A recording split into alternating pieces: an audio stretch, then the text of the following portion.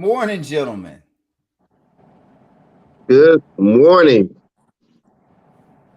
Man, it's early. It's early, but we getting it in.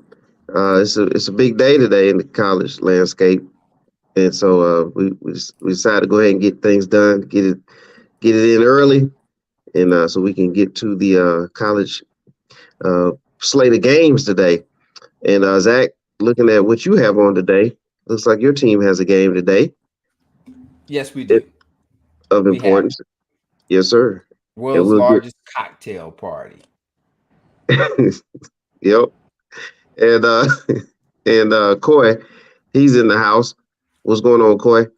What's good? What's good? What's good? All right. All right. Well, today we're talking NCAA college football week 9. We're getting to that. We'll talk about the what ESPN Game Day is doing today, and we'll also give a tribute, and we'll get to that in just a moment. So, fellas, y'all ready to roll?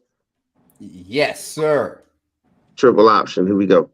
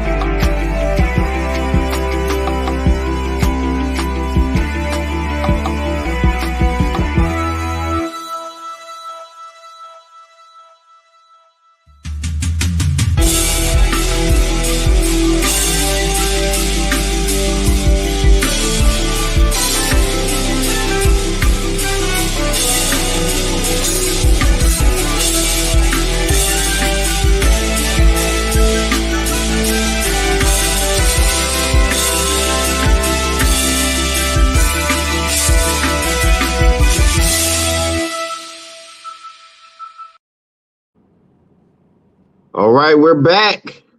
Welcome to Triple Option, everybody. Today is October the 29th, 2022. And that track you just heard was brought to you by Jones Music Company, LLC. We thank Jones Music Company, LLC for that hot track. Yes, we do. All right, man, we're going to get into it. Let's start off with some somber news, and just came across yesterday. The Hall of Famer, great all-time great University of Georgia football head coach Vince Dooley passed away at the age of 90. Gentlemen, you can see his accolades right there. Any choice words for Vince Dooley? I will honestly say that every time that I've had the pleasure of hearing him speak or actually seen him post career around different places, Vince Dooley's always been a gentleman, and he's always been at his basis a football guy. He kind of brings up my impressions of my first early memories of college football, days of the last few days, the last few years of Bryant being at Bama. Brings me back to think about the Herschel Walker games before we got this new Herschel Walker. Um, Bill Bates getting ran over at Tennessee. Uh, what was his name? Ford at Tennessee. Uh, Ray Pat Dye at Auburn. Some of the legendary coaches. I remember the Sugar Bowl where we got introduced to Mr. Marino and that Pitt team. That's when I saw it. When I think about Dooley, it kind of stirs up some of my fondest early college football memories. Um, he got him one national championship, which Zack can appreciate. Um, he's a Georgia legend. Is he a football Hall of Famer? I guess not. I'm not gonna make the man out to be more than what he was, but overall, he was genuinely a decent college coach and probably a better gentleman. All right. How about you, Zach? Just as always, and have a lot of experience with death. Unfortunately, just feel for his family, his friends, and hope everything goes well as they try to get through this period. 90 years is a long time. Seems like he lived a pretty quality life. So he was very blessed, but still, once someone is gone, the people that are left have to pick up the pieces. And appreciate what he did for Georgia. Yep. All right. Major contributions to the university, and I mean you guys already summed it all up. But yes, Vin Thule is no longer with us on Earth, but he's still with us. So bless his family, friends, and all of the UGA family. All right, let's shift over to Georgia. And you mentioned it in the production meeting, Zach, the largest cocktail party, Florida, Georgia. What's your take on this matchup? For me, not much. It's if I'm being honest, a little disappointing only because it's Florida. You expect the Georgia Florida, it should be the biggest game on our schedule. Of course, we all know it's not now. To be honest, Alabama is probably, and I'll just say for me as a Georgia fan, I think others might say, but Alabama is the team that you keep your eye on now as a Georgia fan. It will be nice when Florida gets back to a certain level. I know everybody's gonna say it's a rivalry, and that means something. As my old college coach used to say, emotion gets you through the first quarter. After that, then all of a sudden talent will take over. So Georgia's more talented. The emotion of this game shouldn't matter like that. It'll be I like Anthony Richardson, still like him. He needs to develop. Be interested to see what he does. Also, Stetson Bennett. I don't know. Like I love when everybody look. We got this basketball thing seeping into football now. Whenever anybody has a bad performance, it's because they're injured. It's not because they just perform bad. So Stetson Bennett had been playing bad because he's injured. So hopefully, after the bye week, he's a little healthier. But I'd like to see more out of our offense and like to see us get some guys back because we do have a much bigger game on the schedule next week, whether Tennessee wins today or not. All right. What about you, Corey? Anything on this matchup? Oh, no. Here, basically, what it comes down to is you got a rivalry game, so you know what that means. Anything, all bets are off. I'm gonna be honest with you. Georgia should expose should imply they will and put Florida away early. But if they let them go late and they let they can't let Florida hang in there too long, the rivalry effect, the raucous crowds, and all the other stuff that gets involved can put them in. It's a trap game, and it's exactly like you said. It's sad to say that Florida, Georgia is a trap game when it should be a marquee game. Yep. But all the pundits and all the experts will pretty much say Georgia should have no problems beating Florida. But that shows you the state of the University of Florida's football team due to poor coaching hires and the lack of getting the personnel in the position that they need to do. So. Okay, well, there's Kirby Smart, and we'll see. We'll see if he has that reaction at the end of the game today. He better. That is what you call the largest. What is that? The world's largest cocktail party. World's largest outdoor cocktail party. All right. Okay. Well, that's a traditional matchup there. We'll dive into a couple of matchups right here. Let's see. Put this up here. All right. Out of week 9, which one of these matchups, guys, do you feel like is going to be the most likely to have an upset?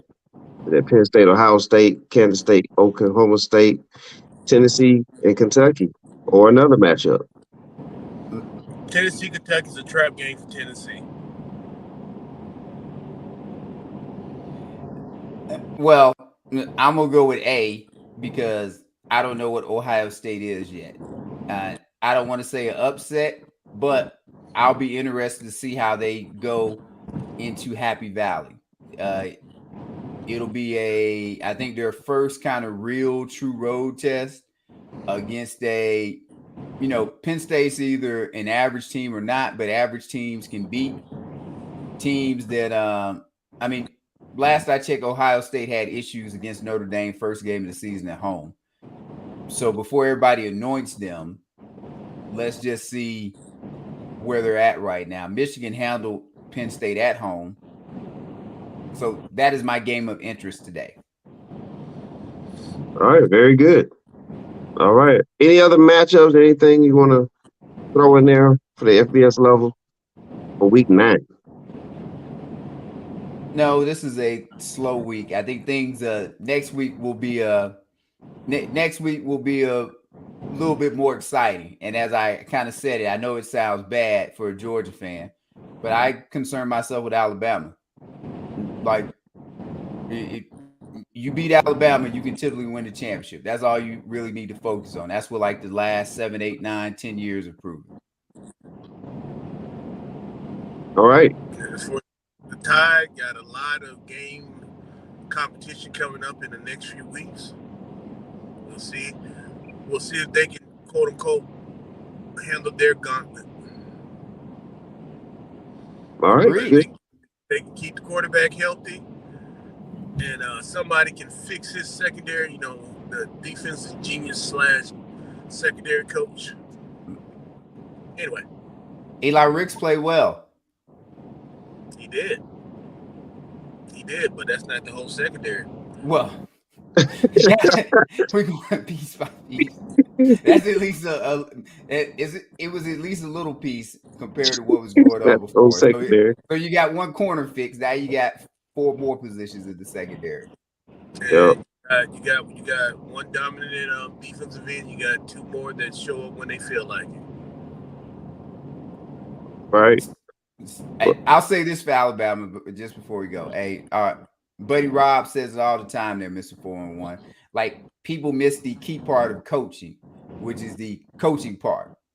And Alabama, I think, will continue to get better. I have faith in a coach. I know I always say this. I have a lot of faith in their coach. Don't necessarily have a lot of faith in my head coach, but we'll see. Until Alabama gets a second loss, I'm not counting them out. Right. Well, there it is. So we'll see how things go today. There may be an upset or two, potentially. Better not be the damn Florida Georgia game.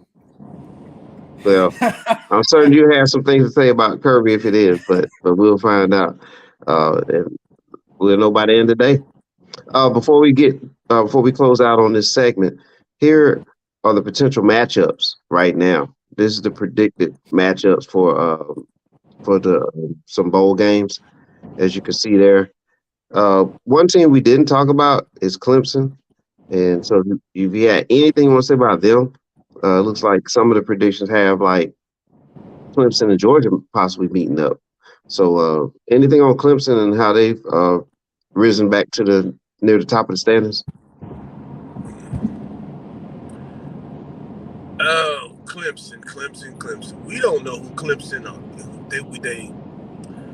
Clemson is the baddest team is the big dog in a conference that's up and down. I mean, and at this point in this season, all they gotta do is hold water because of traditionally their powerhouse. They will make the playoffs, but this is not Trevor Lawrence Clemson. They have glaring issues at quarterback, and that defense is not as formidable as it has been in the past. So, but I do agree that they will make the playoffs and probably run the slate out the year. I'll be fair to Dabo Sweeney. I don't really want to be this fair to him, but uh, I think he's the only college coach that has multiple championships beside Coach Saban active right now. So he needs to get some credit for that.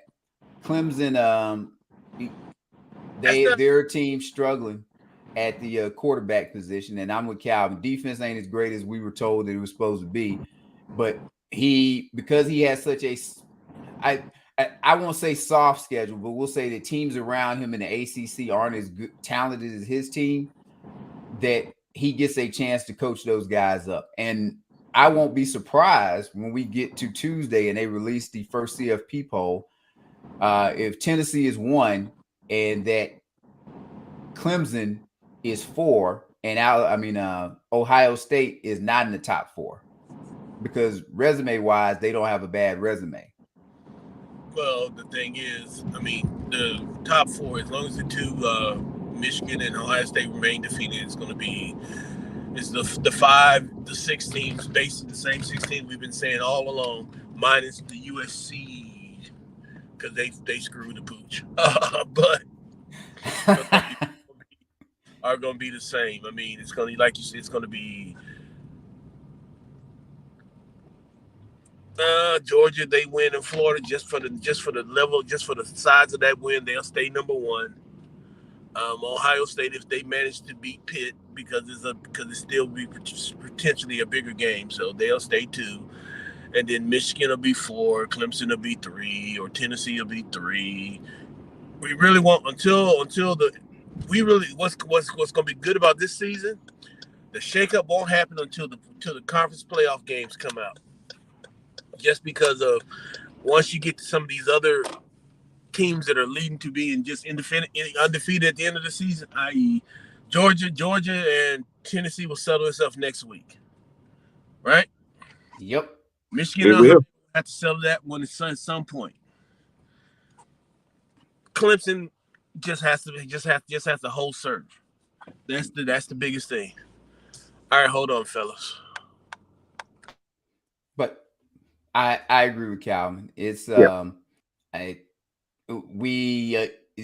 we're actually to the point of the season this first week where we've had at least enough of games played so that when the CFP does come out Tuesday, we can get a better idea of we'll know, or I'm sorry, we'll at least be better than the preseason as far as putting teams where they should be. Like some of the ideas we had, like we thought Notre Dame was supposed to be a top 5 team, and hopefully Marcus Freeman can. He's got the next couple weeks to get things together because he plays Syracuse today, then plays Clemson next week.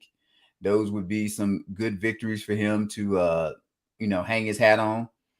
And Ohio State, I know they get a lot of love. Like we do this every year, and yet they only have 2 national championships since 1980. Like, let's stop. But we'll get a chance to see who's who. And, I do like this new format that you have it playing out on the field instead of we just voting on it. And a good way to look at it, it won't make you happy, won't make me happy, but the Philadelphia Phillies just won game 1 of the World Series last night. What were they, 86-87 win team, but they got in via the wild card and might end up the World Series champion. But before, and you remember this, you only got 4 teams that made the playoffs way back in the day. Winning the pennant was a really big deal. But now that you get, you get 6 teams now, it messes with the pot, or stirs the pot. So we get more teams in this thing and you don't have people voting. It stirs the pot on who could actually win the championship, because all you need is an upset here or there. And there you go. Something we didn't expect. I got you. I got one for you, Zach. Okay. Top 8 teams. That's basically what is all come down. What is your top 8 right now? It's probably the usual suspects. I'll go. I had to put Tennessee in there because impressive win against Alabama. Then I'd go Georgia, Alabama. Throw Michigan, Ohio State in there. I would put one of the Pac-12 teams in there. You still got Clemson, so that's 6. Yep. Got 2 spots. TCU, they're in that mix. And was that 7? Yeah. And who would be somebody we're not looking at as a wild card? Is there 8 teams like that? Those seem like all the contenders because the Pac-12 is only going to get 1 team. That was great. Whoever you would anoint out of that conference. So I think we only got 7 contenders right now. Yeah, that's what it's going to be. Those 7 teams. And that's it's where I'm at. Probably going to be them for a while too, because even Michigan, Ohio State, as long as Ohio State wins the day, if they both are undefeated going into that game against each other, the loser is probably still in it. Loser would probably still be in it. Now, out of the 4 undefeateds we have left, 5, who is most likely not to drop a game? Clemson. Okay. Yep, that makes sense. Much as I want to say Georgia, I love my team. I think we'll handle Tennessee. As I said, until Alabama has 2 laws away, I saw this script last year. Alabama ain't out of it till Alabama's out of it. Yeah. Well, I mean, I'm assuming that you went through the terrain, the schedule of the teams to try to determine that. You know what I mean? So I think there's a more treacherous road for a Georgia, a Tennessee, or Alabama at this point versus a Clemson. And so that makes sense that Clemson, not only are they a good team, but they also have like a smoother road. Not saying that the upset can't happen, but when you're playing the odds, they probably have a better opportunity. No, Clemson is Dabo deserves a lot of credit. I mean, you can't win it unless you get in it. Well, we're the fact that we're down on them when they're undefeated shows you what kind of program he built. Absolutely, absolutely. We get a couple shout outs here before. Oh, well, we'll get a couple shout outs here later on. We're gonna go ahead and shift over into a break real quick. Shift over to a quick break, and then we'll come back on the other end. What happened to new people? We'll be back.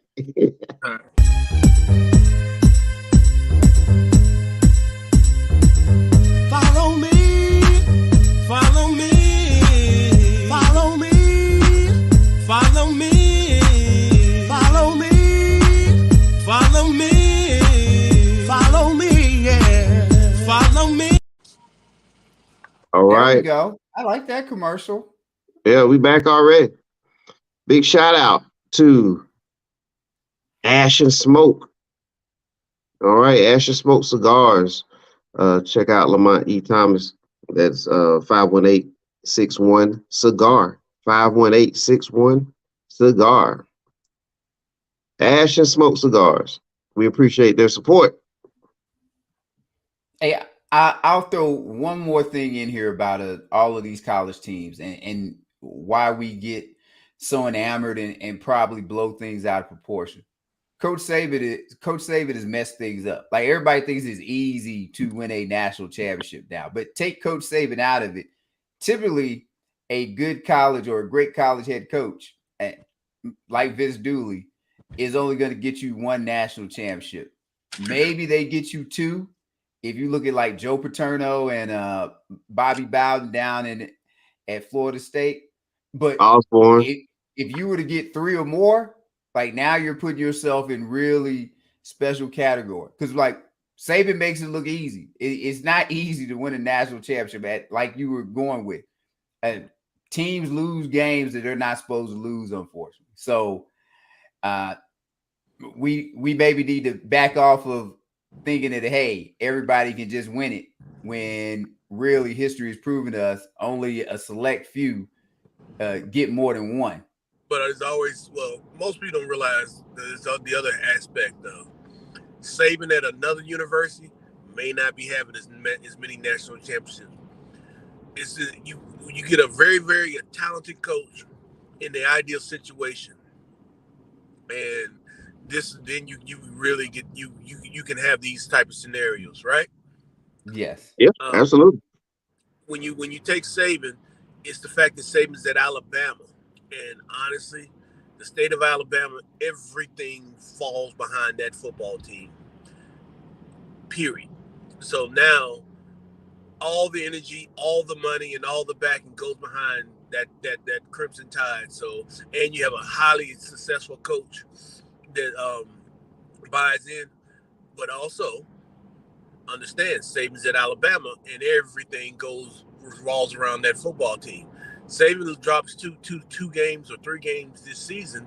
You'll have those people screaming, he might be getting old and everything else. It might be time to move on to the next guy. I mean, this is the only university I know that had a head coach that was one of their own that fired his ass, and the man can't even get a high school coaching job now. Well, thanks for that insight. but you're right. And so, speaking of right place, right time, we're transitioning over to the SWAC. And who is SWAC? Well, Southern. Not Dion. Well, according to some, but Southern and Jackson State are SWAC, and they're battling today. And what is exciting news about this is that ESPN GameDay will be there. They'll be there in probably about another 13 minutes. And as far as going live, I think they rolled in there Thursday. But Southern versus SWAC. Versus Jackson State. What'd you say, Zach? I bet they did roll in there Thursday. Hey, we need to get out there sooner for to this. Make sure we catch everything. I bet you wanted to roll in there early. Yes. But yes, so this is the matchup for today in the SWAC at the FCS level. Ladies and gentlemen, we like to specify the different Division I levels there. But yes, Southern Jackson State. This is a rivalry game as well, and I think they'll probably dive into that later on today. But make no bones about it. This game, a lot of fans come to this game regardless of this. But now this just adds to it and makes it even more exciting. Maybe open up some eyes to some people, because I remember a couple years ago I was at place of work, and there was a Georgia fan that was telling me that they had a game coming up this weekend. They can't wait to watch the game. And I was like, well, who they playing this weekend? And they said some school named Southern. And so they didn't know what Southern was. And and that you chuckling, and I get it. You know what I'm saying? I did the same thing of, I was like, wow, you don't know what Southern is? So, but this is understandable.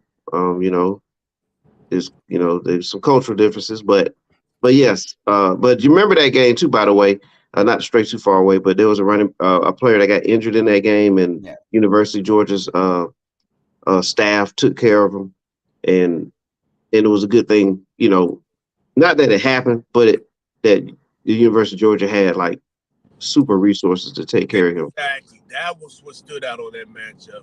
The fact that the money in the Southern program couldn't do much they have the insurance and, it's not, but just it was the extras that Georgia had to pony up and actually took care of for the kid.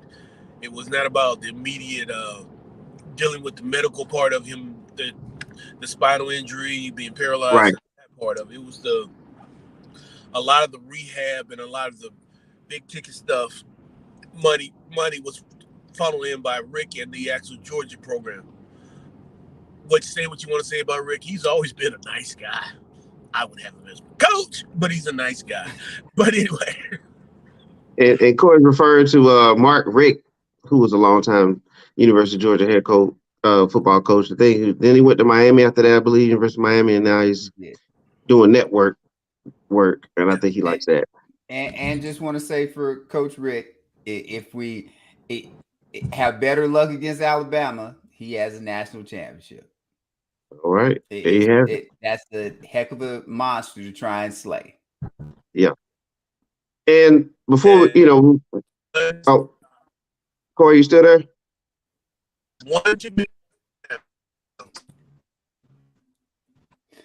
You broke up, Calvin. You gotta say it one more time, Corey. 1 down away from still being the coach of Georgia. It was probably a good transition, but you are correct. We all right. that was a heck of a I game. said he was 1 first down from still being the head coach of Georgia. All right. Well, If we'll definitely. Lacey, then Georgia would have a national championship, and Rick could still be your coach, Zach. That's what I said. If he'd won a national championship, they wouldn't have fired him. Like Kirby will never get fired. But sorry, Mr. 401. I know we're we done the FBS talk, and and that's still good though, because that's a good tease for us to get back into very soon. But yes, Southern Jackson State ESPN Game Day is there. That's going to put a huge spotlight on the not just Jackson State, not just Southern University, but the Southwest Atlantic Conference, and they'll do a lot of talking about HBCU football. But yes, we just touched on something there about Southern when they went to Georgia, and the health was there. The help was there from a large university, as far, with the resources and everything. What do you think about this, guys? Do you think that ESPN Game Day coming to Jackson State, is this going to be a very good thing for HBCU football? It's all going to come down to this: if ESPN sees the spike in their viewership, and they get more eyes, and their audience tends to like it, they'll do it more often. If they don't, they won't. Because that's all it's about. That's the reason why Game Day only goes to quote unquote hot topics in major universities. There's certain games that you can almost guarantee they're gonna be there. Michigan and Ohio State, Alabama, Auburn. Used to be Army Navy. I'm sorry, always Army Navy. UCLA. Texas USC, Texas Oklahoma, but you notice even with some of those games, when the luster comes off, they ain't bringing them cameras down there.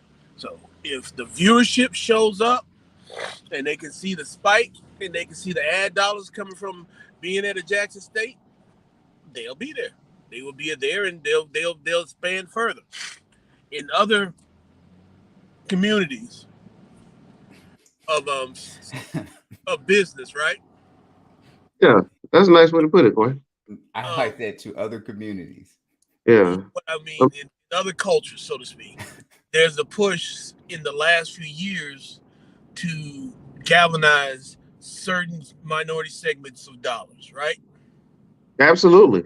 And they realized it's one of those things where they got money, but we didn't really, but now it's like more targeted. It's more targeting the advertisement, because as time is going on, people become more advanced and more smarter with how they spend their dollars. So you can't just assume that you got this group of people that's going to come and do business with you, so to speak.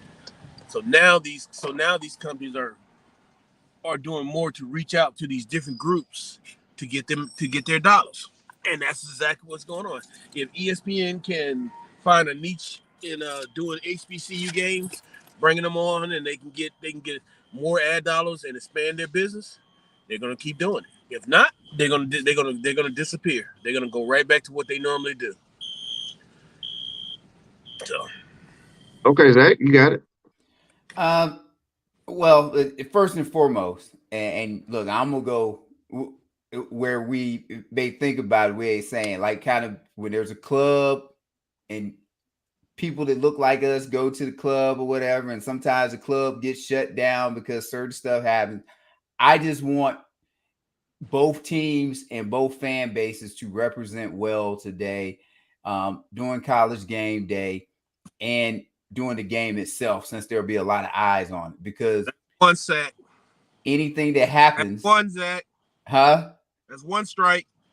Is it? Sorry, there's one thing, because based on whatever might transpire during the game, it can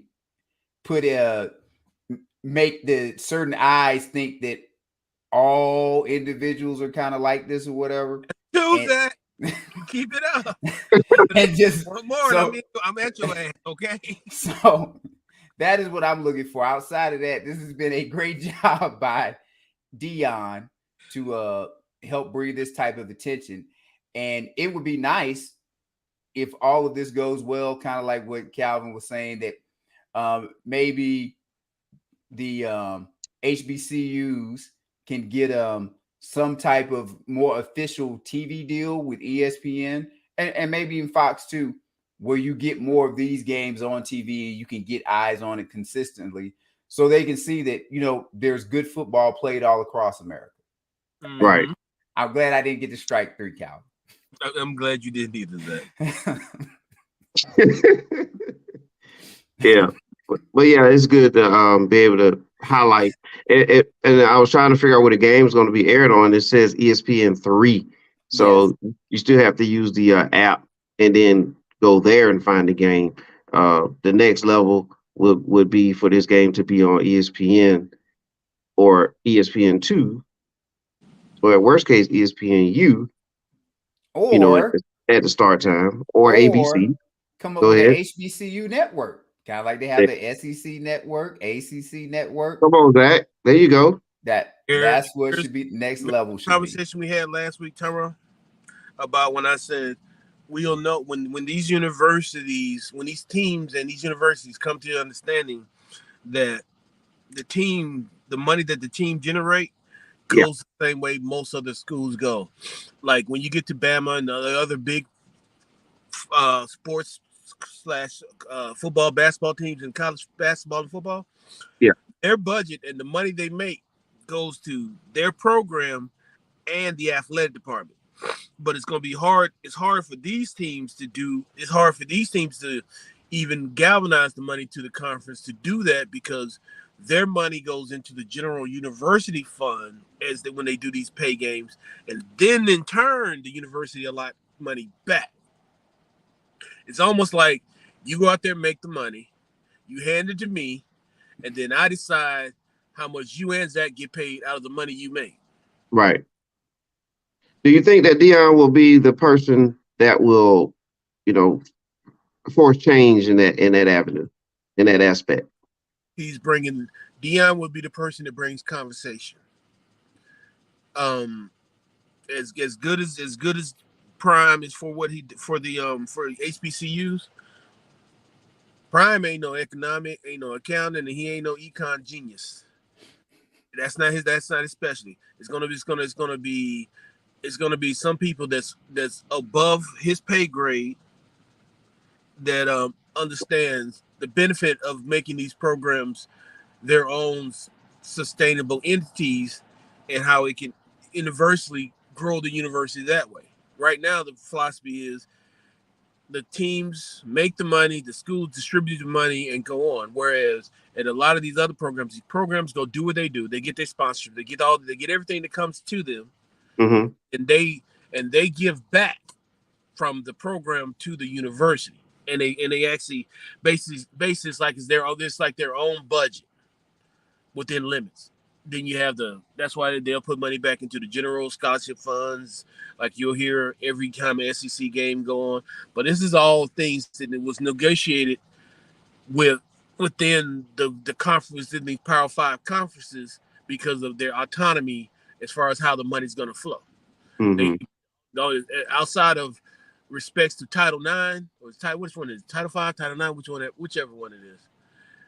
Most of the time that money goes into these athletic departments and not back out.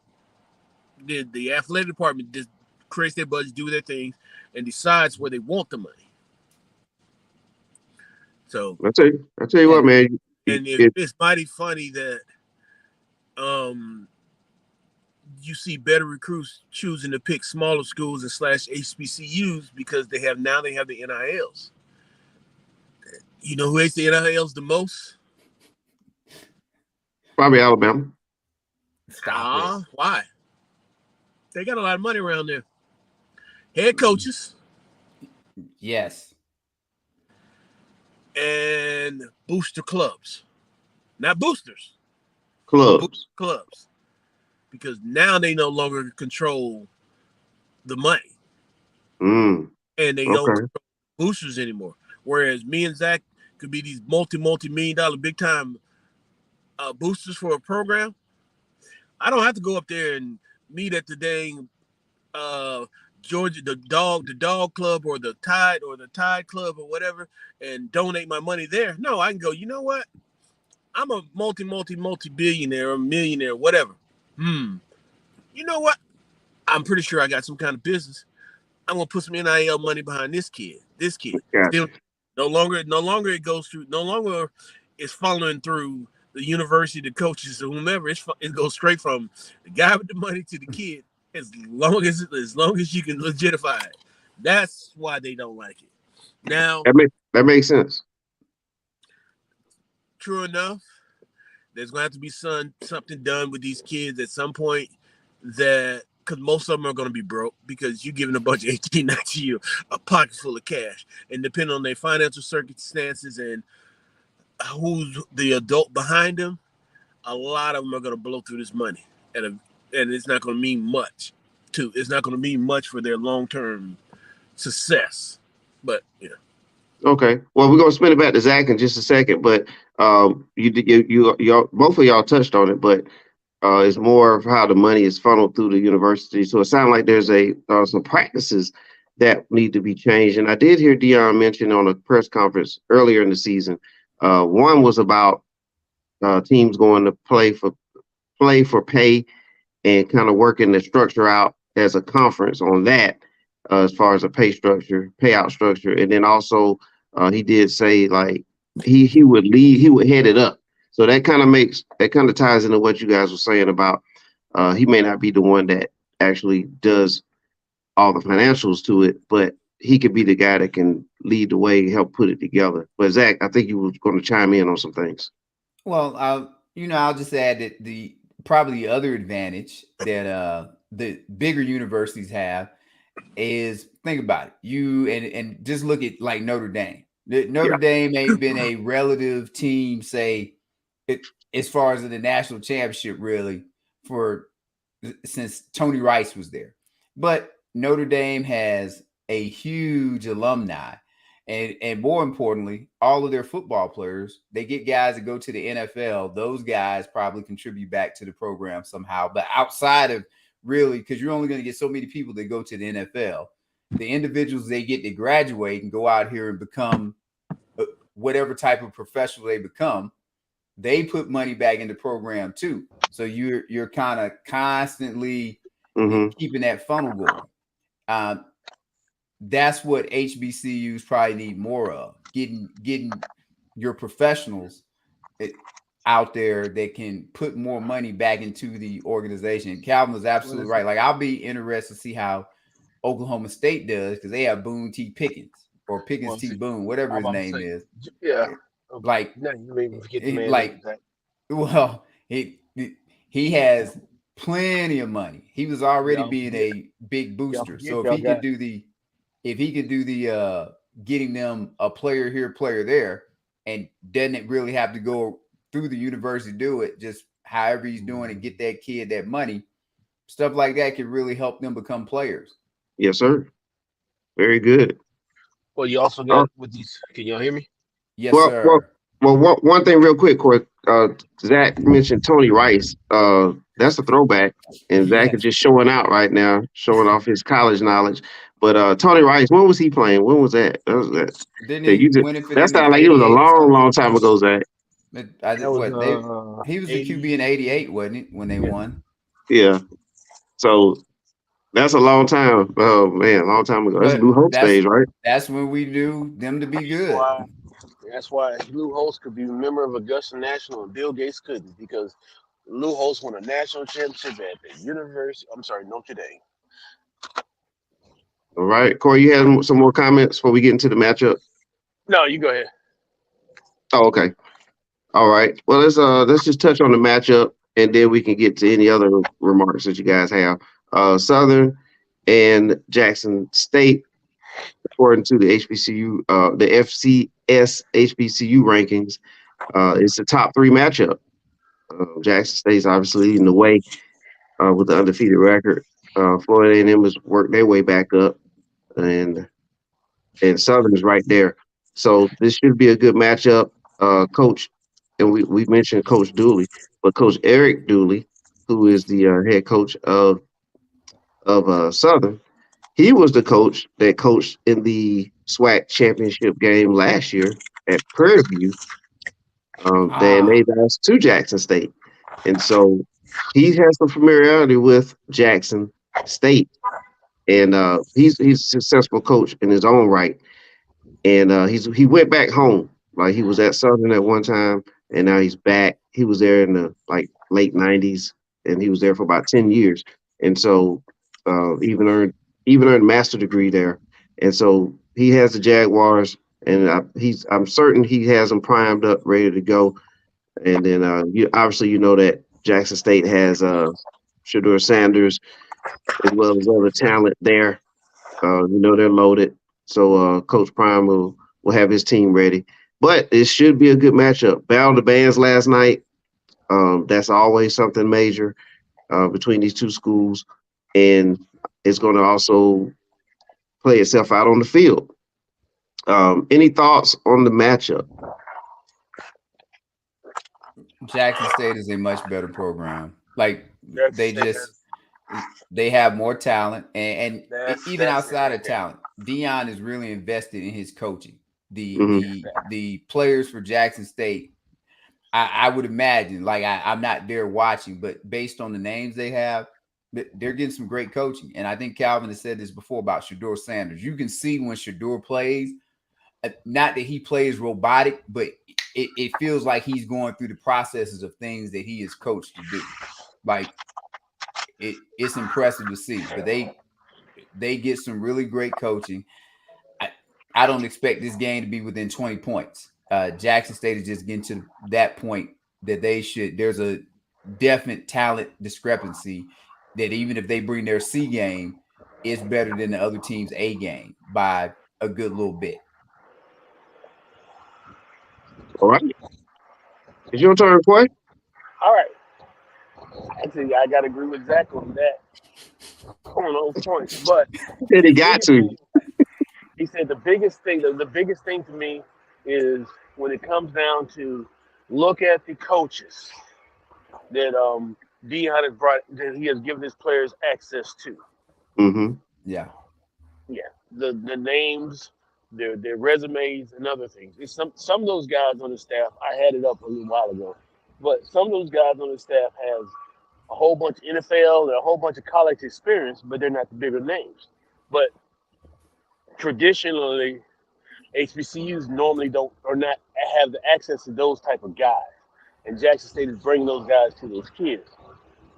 It's all everything's all about Coach Prime, but I want you to go through his coaching roster and see what he did. Now, once the luster run goes away about Coach Prime this, Coach Prime that, let's see if he can keep those coaches there. Because right now, as we all find out about Saban and Sweeney, and sooner or later it's going to happen to Smart. With success becomes attention, which means those guys that you got that build this program are going to start getting calls for other people for other jobs. And then Yeah. we're going to find out what kind of uh, Coach Prime is. Because right now, he's introduced a whole new group of potential coaches into HBCU football. Which triggers the fact that you have Eddie Robinson Jr. here, Eddie George up there, and then Yep. with those NFL experiences, they bring that type of coaching mindset into the game. So we'll see. All right. But yeah, I honestly think it'll be a typical Jackson State win, 14, 15 points. That's usually where they lay in when you consider them when they play a team that's quote unquote game enough to give them a run.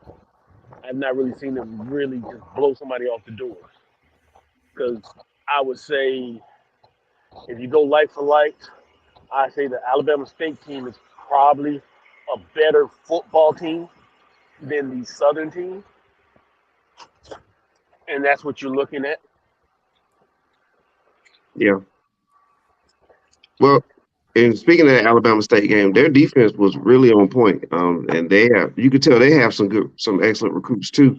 Matter of fact, in that game against Jackson State, there was some 4 and 5 star recruits there for Alabama. I guess for Alabama State visit, and so that was a good litmus test to just see how they react to a team that hits. And Alabama State has some defenders that can move, fly around.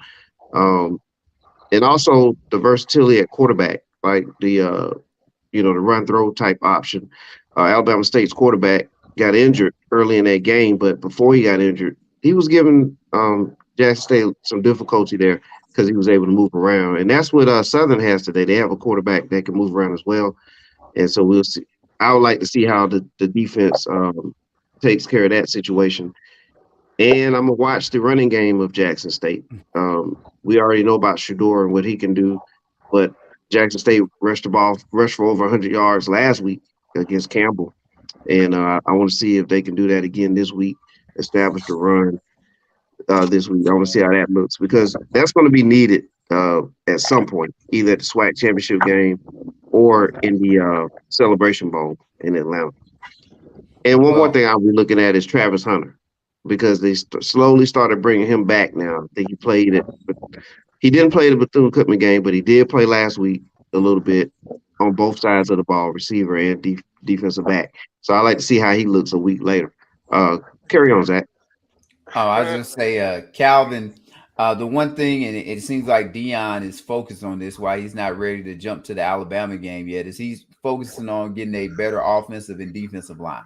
Good point. And as Calvin said, he understands football, that all these bells and whistles with the corners and wide receivers and QBs and all that stuff is nice, but you got to have them meat and potato guys. Absolutely. Tenfold. Couldn't agree more with that. You got to be able to block and tackle. And so if he gets a gap there as far as his offensive line guys and his defensive line guys, then definitely nobody at that level will be able to compete with him, because that's what makes the difference. Yeah.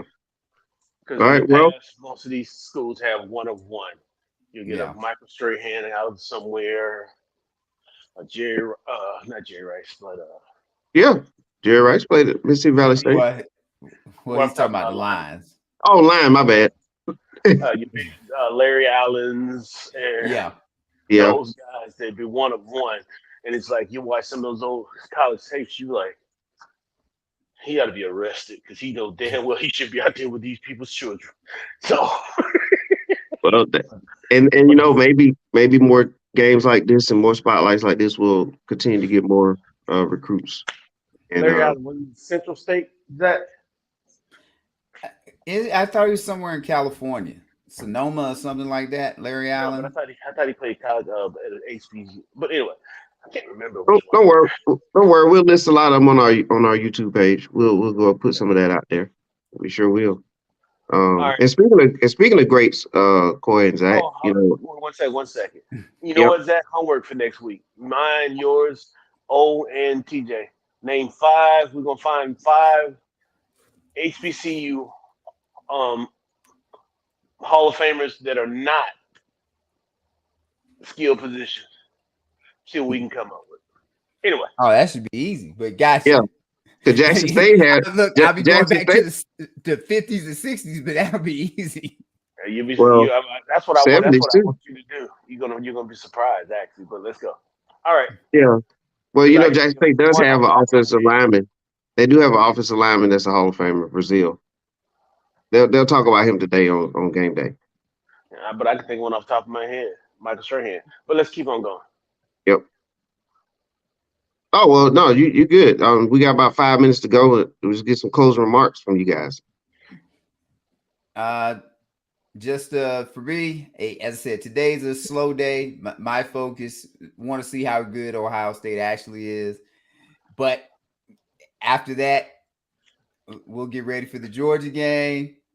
We need to handle our business, handle our business next week, so then we can fully focus on Alabama for the rest of the season. Well said. Me, I got a feeling we're gonna see some shakeup.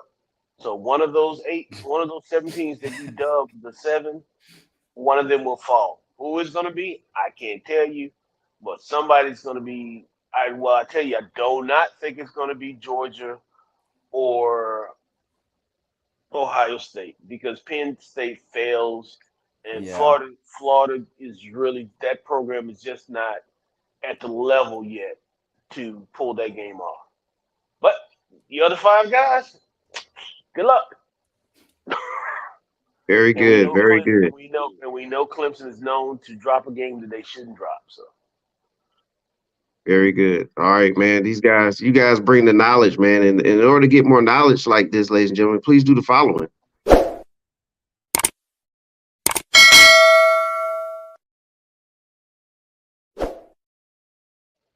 That had to be killing you. You saved it to the end. I'll tell you. And look, Corey saves himself to the end. Hey, nothing wrong with that. I actually got somewhere where I can actually be on here. All right. Very good. All right. Well, glad everybody was able to get to see your mug, Coy. Very good there. All right. Well, he's Coy, and he's Zack, and I'm Mr. 401. We thank everybody for Zack, watching and listening. That's Mr. 411. There you go. That's it. Yeah, we thank everybody. Thank you guys for being on, and we'll get back at it next week. We'll have some results. Yes, we will. And we'll have a big game to get ready for. Semi-big. There it is. Sir. All right. All right. Peace. Appreciate it, Cal. Have a great day. We out. You too, Mr. 401. Same to you, Zack.